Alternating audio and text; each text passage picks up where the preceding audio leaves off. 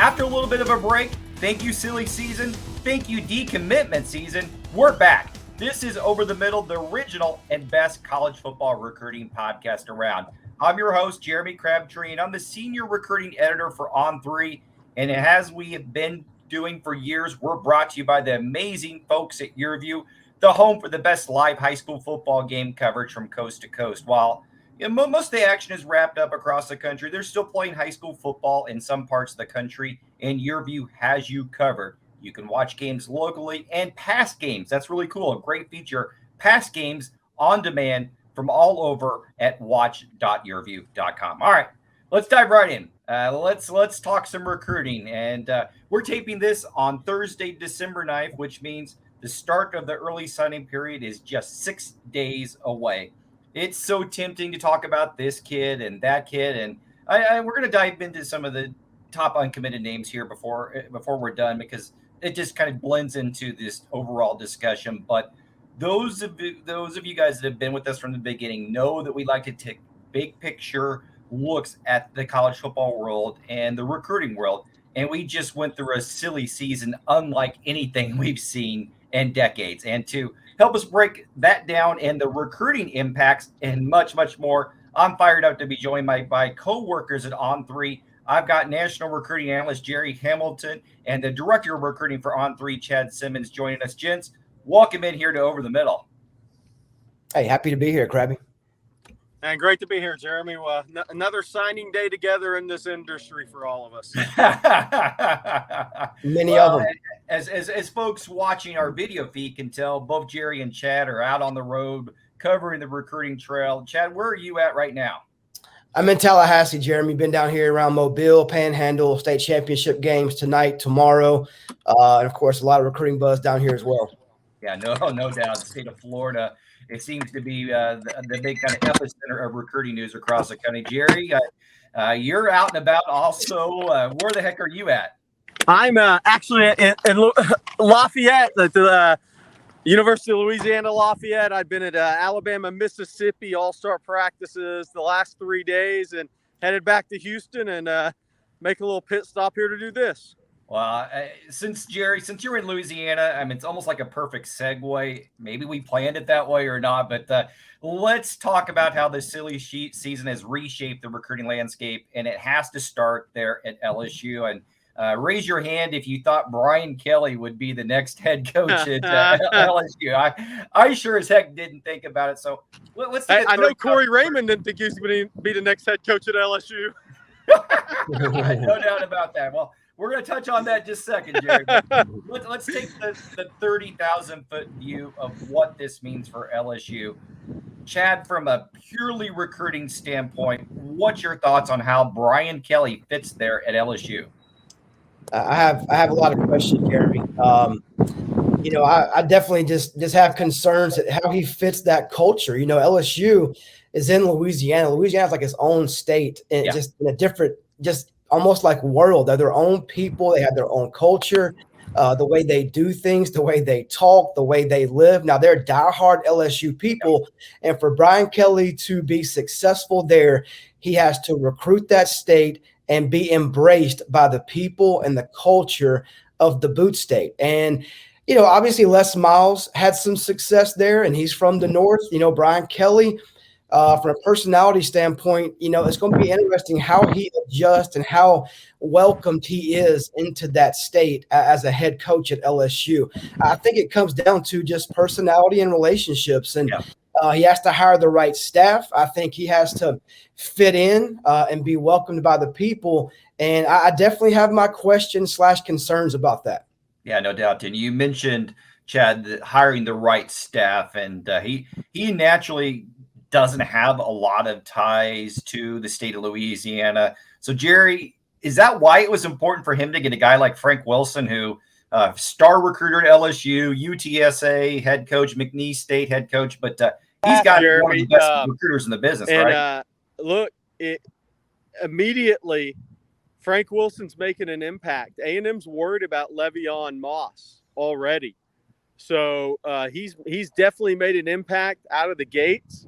And we'll see. I think Frank Wilson was a huge hire.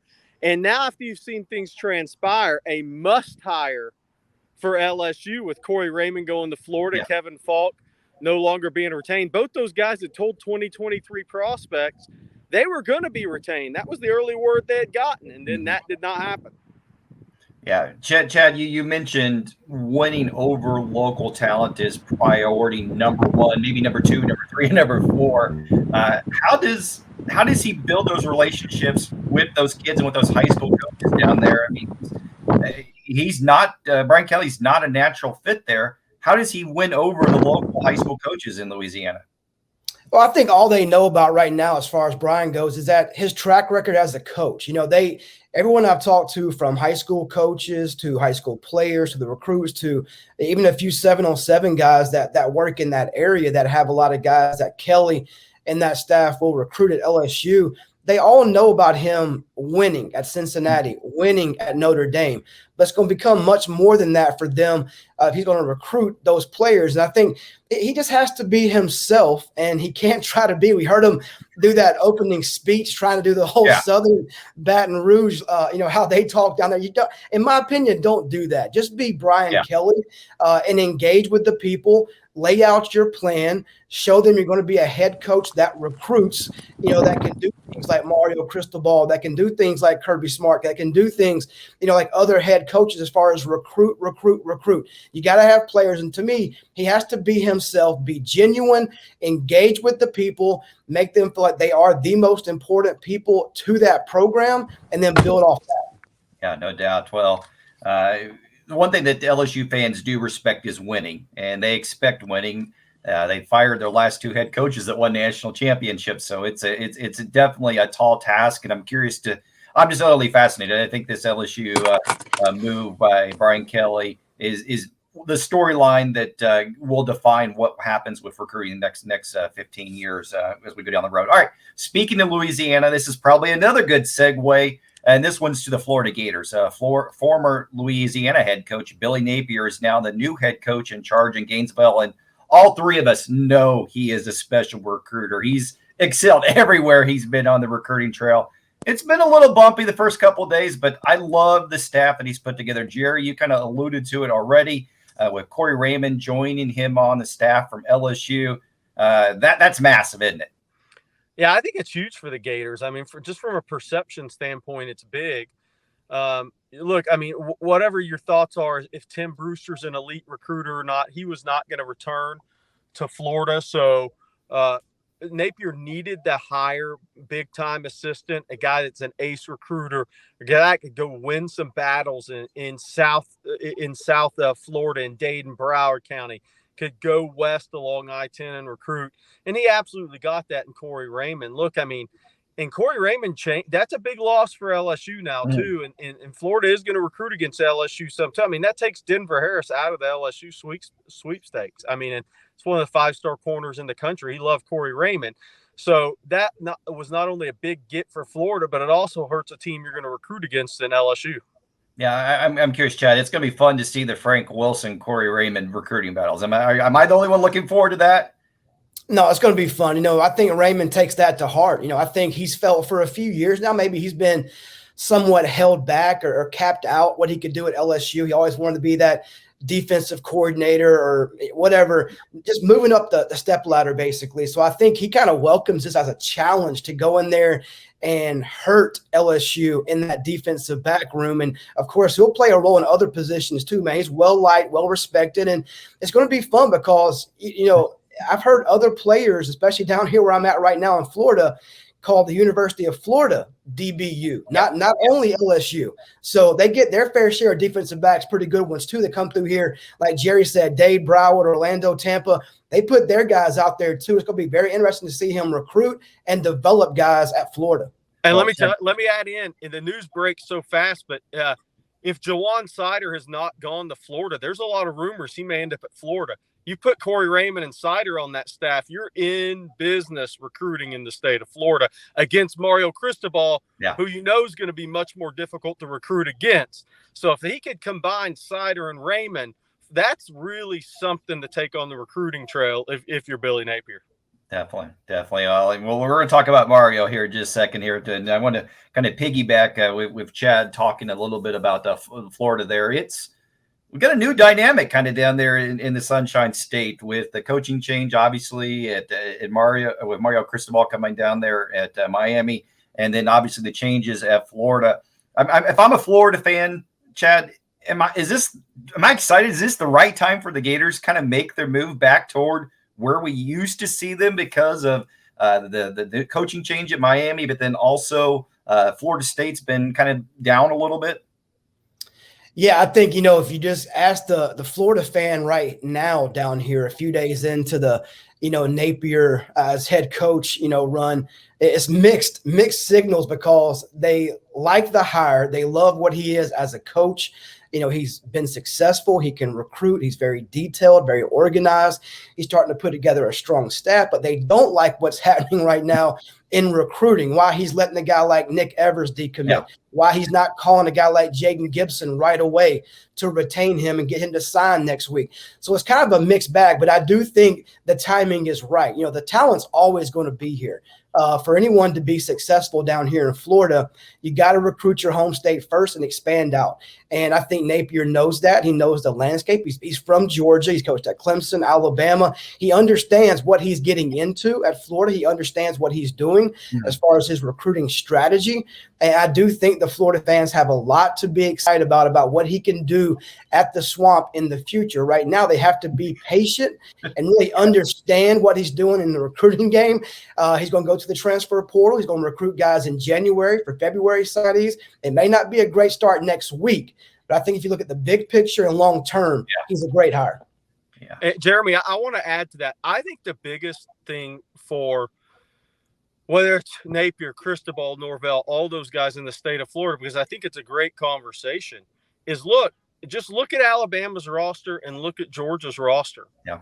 There's been great players, not good, but great prospects from the state of Florida that have had big impact on those programs. And that's what these schools are facing, having lived down in that South Florida for 5 years.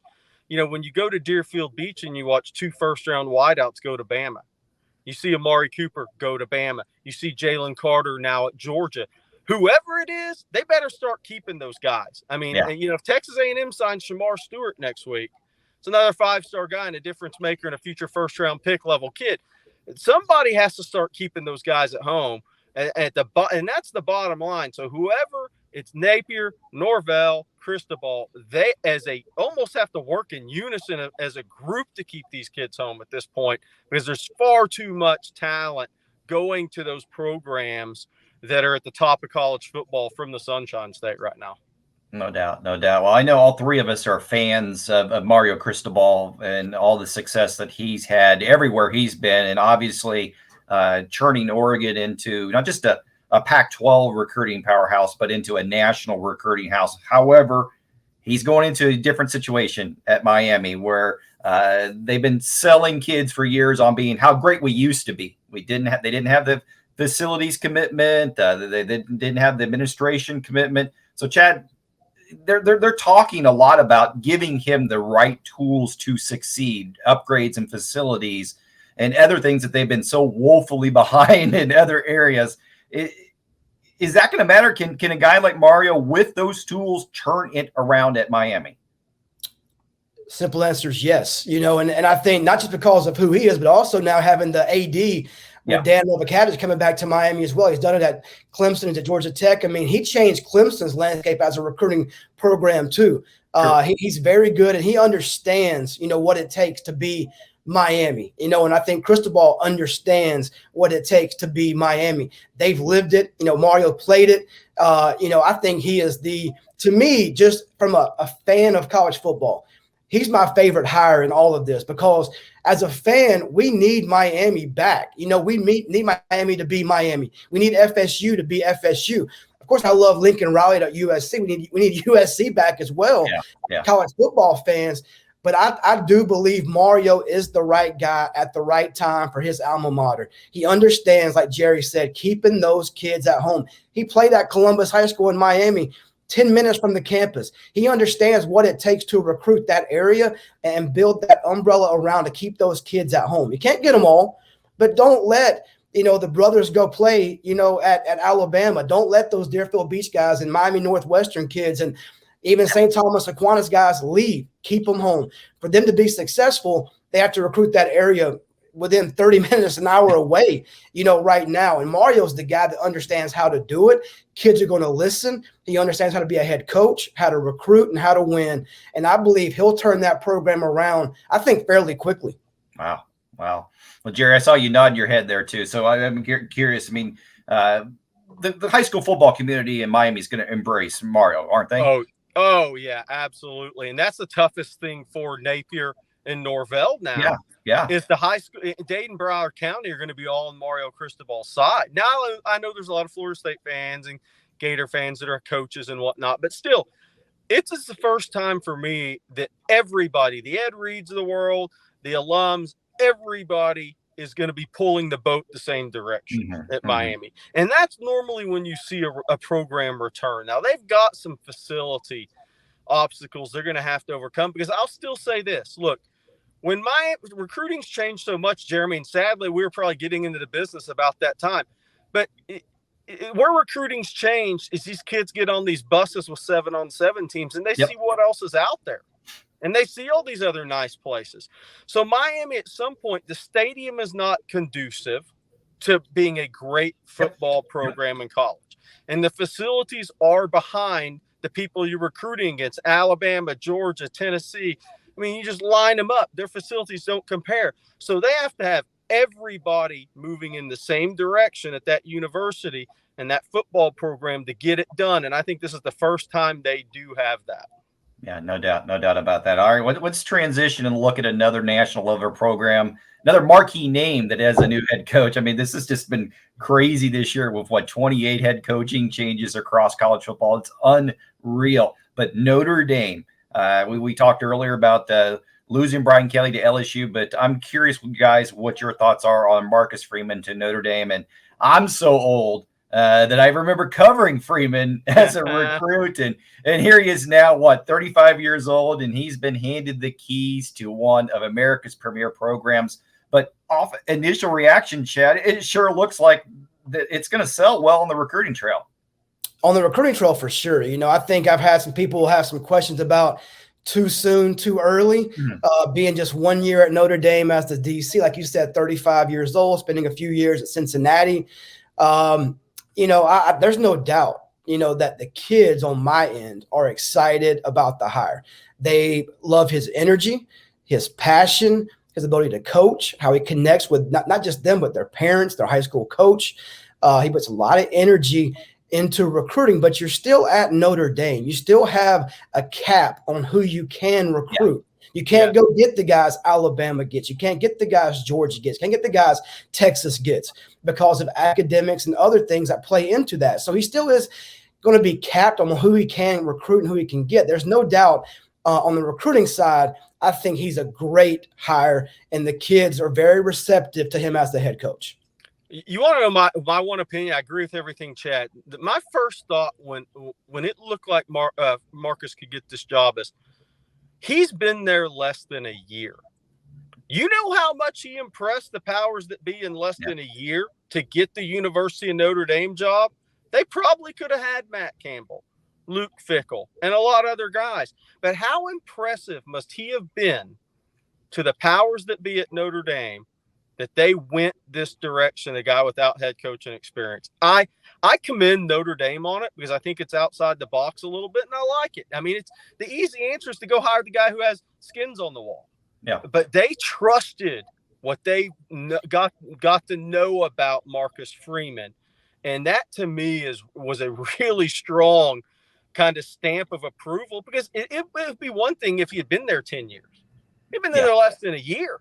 Yeah. That very rarely happens, that you get the head coaching job being there less than a year. So that tells you, I think, about the level that Marcus Freeman maybe gets it at. Yeah, no doubt about that. One thing that terrified me if I was a Notre Dame fan, listening to the administration, leaks from the administration through the coaching search, is that they kept going back to, hey, we need to recruit Catholic high schools in the Midwest better. I mean, I'm sure you guys both saw those comments and probably like, oh no, that's what we can't do. And Ryan Day and Jim Harbaugh over there going, absolutely. So, Chad, I'll tell you this. I mean, I don't think Marcus is going to change too much from what they're doing. They can't go back to the old way of doing things if they want to win and compete for college football playoff spots, right? 100%. I mean, I think they're on the right path. I mean, obviously he's left, in a good spot. Brian Kelly has not failed at Notre Dame. Yeah. He left for what he thought was a better opportunity at LSU to recruit maybe just from a wider perspective of players, and what he maybe thinks is the best conference out there in the SEC to win a championship, to get into the playoffs, to really sell that brand. There's guys he couldn't recruit there in South Bend. He can definitely recruit now in Baton Rouge. And I think he'll definitely get a better roster, over time to work with. But Marcus, he's left with a very good group of players returning to build on what Brian Kelly left him. No doubt. All right. We have to talk about the situation at Oklahoma and USC, guys. They have to, because that one is the one that I think no one saw coming out of left field. Obviously, Brent Venables is now in charge in Norman, and Lincoln Riley is out there in Los Angeles. Let's start talking first about the impact at Oklahoma. And Gerry, you and I know this. I've been covering Brent for about 25 years now. We're both K-Staters, and I remember talking to him back when I was on the student newspaper back at K-State, just talking about recruiting and how much he loves the process and loves being a recruiter. I personally think he's the right man at the right time to kind of re-energize Sooner recruiting. I mean, to be honest, it was left in shambles after Lincoln's departure. But you've been talking to kids, you've been talking to high school coaches. What's been that initial reaction after Brent Venables was hired? I think the reaction's been positive. Offensive kids now, I'll tell you what, I think Jeff Lebby's a huge part of this staff. I know Nick Evers already feels that. The kids that have watched, SEC, they've watched Lane Kiffin's offense, but they understand that Jeff Lebby had a big part in that, and including some play calling there, and what Matt Corral did there. I think there's excitement about the offensive capabilities, at Oklahoma. And I'll tell you what, Jeremy, a little bit off, not to answer the question you asked about, but what my initial thought is how tough is it right now, the situation that Venables is coming into at Oklahoma?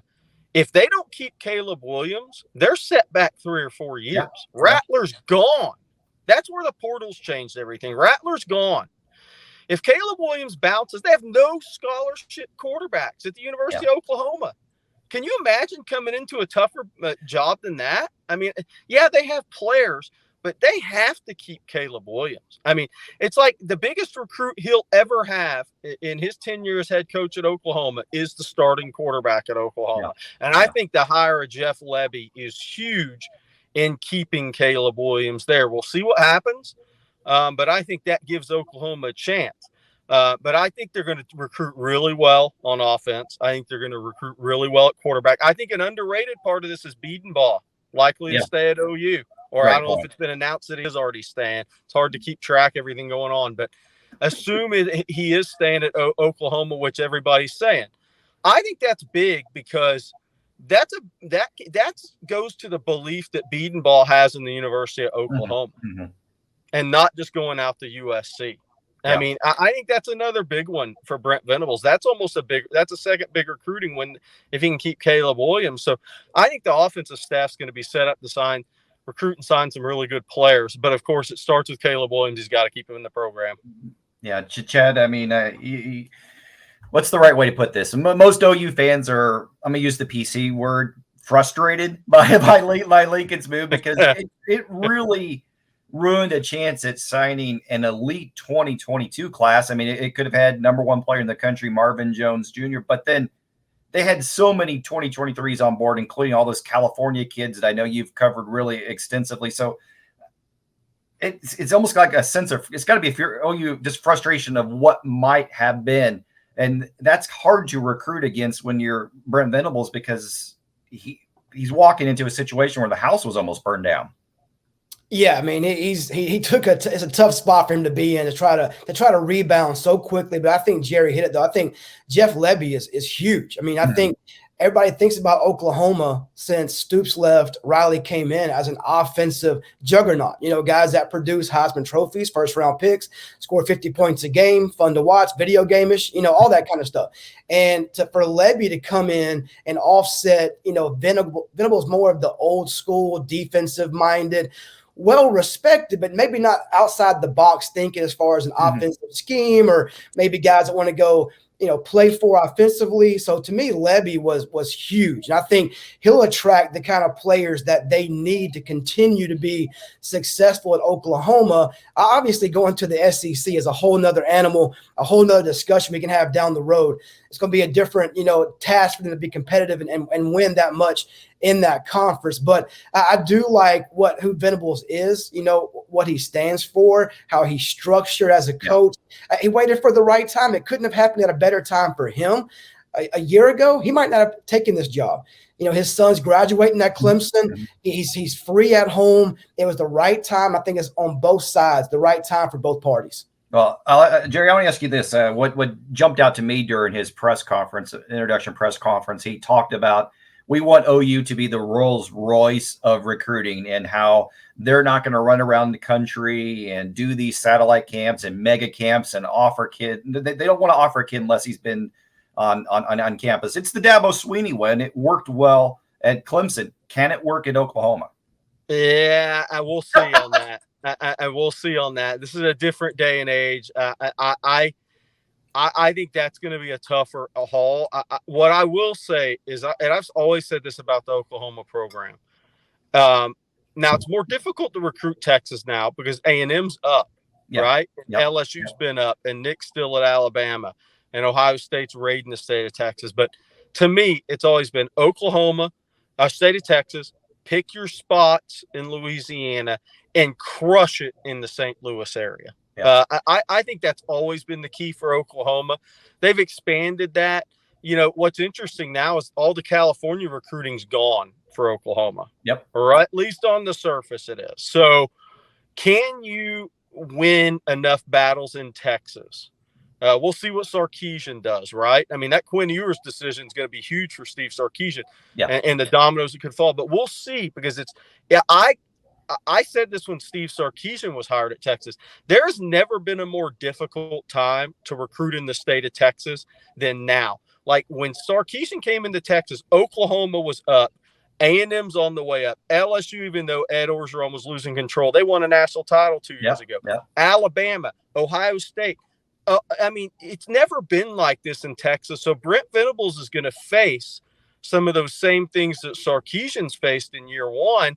Is, you know, you have to remain the cool school in recruiting somehow. And that's the biggest battle for all these college coaches when they take jobs.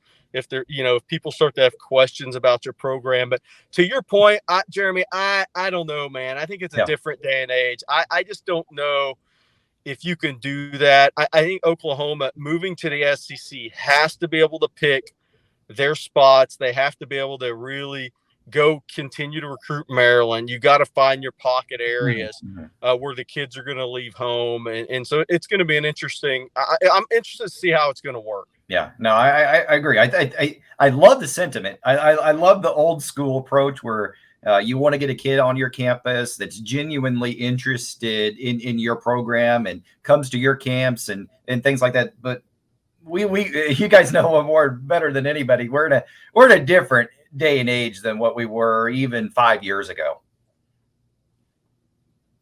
So, all right, out in Los Angeles. Oh boy. Yes, here we go.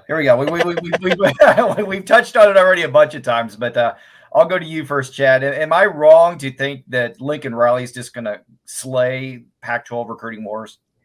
He is going to crush it. He's going on the field and off the field. I mean, he's going to take over. I think probably next year. I mean, with Crystal Ball out at Oregon, who's going to replace him? That's the big one. Yep. I'm not sure, but with him gone, I mean, the door is wide open for Lincoln and for USC to quickly ascend to the top, you know, in the Pac-12. And obviously he recruits that area.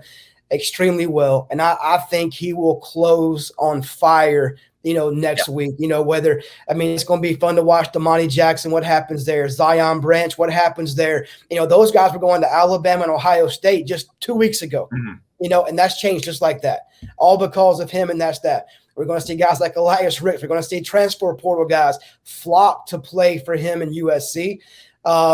It's been funny because I talked to coaches, especially out here in the South, that didn't like the way he kind of handled all this, as far as almost like snuck out overnight from Oklahoma to USC. And people where I live were calling him a little bit cowardly, not wanting to play in the SEC, the way he didn't want to face it head on during the day and make an announcement, hey, I'm leaving, all that kind of stuff. It's been fun to kind of get the coaching reaction on my side, in the South out here. But there's, in my mind, he's a home run hire. He's going to win quickly on the trail and on the field. Huge for USC. Yeah. No to Chad's point, a father of a really, really, really good quarterback that won a Heisman a few years ago said he wanted no part of the SEC. That's why he went to USC. And I'll let everybody guess who I'm talking about. I know where you're going. But more importantly, to Chad's point, look, these coaches don't run from competition. Cristobal going to Miami was perfect timing for him. But don't think for a second that Lincoln Riley going to USC doesn't start to trigger for somebody. When you're Oregon and you came in and got Kayvon Thibodeau and that list of top California guys from SoCal, those are going to be much more difficult recruitments to win. Phil Knight on your side or not. It's a different game now. I know Lincoln's going to get all the offensive guys. The big thing is going to be how many of the defensive guys does he close with? I think that's going to be huge here in the next couple of classes, because the offensive talent obviously is going to go to LA and play at USC. It's going to come down to defensive talent for USC and how many of those guys they get and they can get to stay home. If he wins recruiting on both sides of the ball, he's going to roll in the Pac-12. Yeah. Is he going to, and Jerry, is he going to have to go somewhere else to get some of that defensive talent? Because let's be honest, California has been so offensive heavy for decades. He might have to go somewhere else to win some of those defensive players. I don't know what Chad thinks, but I think running Under Armour camps, offensive linemen too. So I asked a college coach I was with at a high school game a few weeks ago that was a head coach in the Pac-12. I said, when we did Under Armour camps there, we couldn't fill 25 offensive line spots with surefire Power 5 guys. You have a camp in Houston, Atlanta, other areas, and it's easy to fill those. And I said, why do you think that is? He said, too many clean eaters out here in California now. Too many clean eaters. These kids are 6'6", 230 with six packs. And so the question is, what they're looking for on the offensive line? Does he have to drift outside of California? Look, he's going to recruit Texas. He did in-homes with Devon Campbell and Neto last week. And that's the other thing with the USC job. He gets to recruit California, and he gets to come back and recruit Texas, especially the DFW area. The DFW area, those kids like Southern California. They like USC. So he's got two really good states to recruit in, and I think he's going to have to do that on the offensive line and defensively. Obviously, they don't have the Jeremy Crabtree diet out there in California. So we've touched on Mario Cristobal leaving for Miami. I'm curious to get your thoughts, guys. The last head coaching move that we talk about, and as of it's just Thursday afternoon when we're taping this, there is not a head coach in place at Oregon, and obviously it's going to be too late to salvage a ton of guys before the early signing period. I'll ask both of you. Go to you first, Chad. Can Oregon still be a recruiting powerhouse moving forward with the right hire?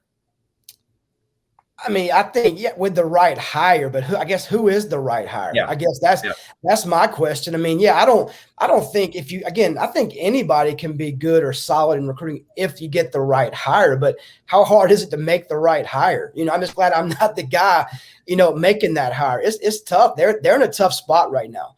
I think they take their time. Do they go to the college ranks? They try to wait until, NFL and go that direction. I've heard different things, but I don't think Oregon, again, if they get the right hire, that they can still be relevant and competitive. I mean, they have great, obviously, Phil Knight facilities, and they've been a very good program under Cristobal and Chip Kelly before that. So, I mean, I still think there's still a chance they can be good and do well in recruiting, but making that hire, as always, for everyone is critical. Yeah, and I'll add to that. You know what Oregon always hasn't always had, but they've had for a good decade. They've had a cool school appeal. Whether it's the kids like the uniforms when they're 12, when they're at that age influence, or Mario's won enough, right? Chip Kelly won. I mean, they've had consistent enough winning. So this hire, I believe, is going to be huge. And like Chad said, who is it going to be? I don't know, and I don't know if I can pinpoint who the right guy would be. But don't make no mistake, this is a huge hire for Oregon right now because of what we just talked about with Lincoln Riley at USC. It's going to be a lot harder to go south and cross that state line and get those guys you have been getting. Yeah. So the hire is going to be very big for Oregon, the direction they go here. Doesn't mean you can't win if you don't get Kayvon Thibodeau anymore and that kid goes to USC, but it does get a little more difficult because it's still a hard place to get to. And you are limited in how many guys you can really get from the Southeast and other areas of the country to actually make their way to Eugene. So I think the hire is going to be huge, but kids are still going to like the idea of Oregon because they're still a cool school in the kids' mind.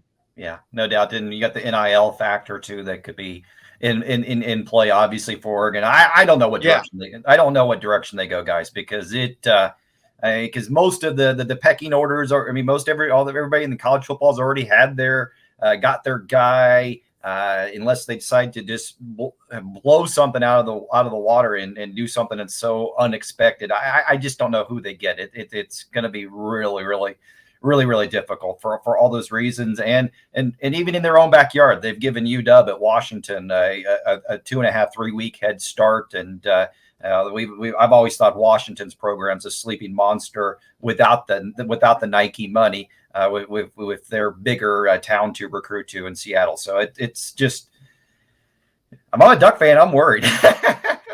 Oh, I'd very much be worried if I was an Oregon fan. No doubt. All right, guys. Before we let you go, I do have to ask you for your thoughts on how things are going to shape up on signing day. Again, we're taping this on Thursday. Early signing period starts next Wednesday. Texas A&M is currently number 1 in the On3 consensus team recruiting rankings. Alabama 2, Georgia's 3rd. I don't think anybody's going to be able to upseat either one of these three. Jerry, do we still see A&M at number 1 when the smoke clears on Wednesday? If they get Shamar Stewart, I think that happens. A few things with A&M to look at. Frank Wilson being hired at LSU has A&M worried about Le'Veon Moss. He's kind of not been as responsive the same way to A&M in the phone calls as he has been. So there's some worry there. A&M will try to split Trevante Citizen and Le'Veon Moss. So they got to come away with one of those running backs. The other interesting thing now with Denver Harris, with Corey Raymond exiting LSU, I think Denver Harris right now is A&M or Texas. So you got a 50-50 shot at getting another 5-star kid and one of the top corners in the country. A&M feels really good about Harold Perkins. We'll see.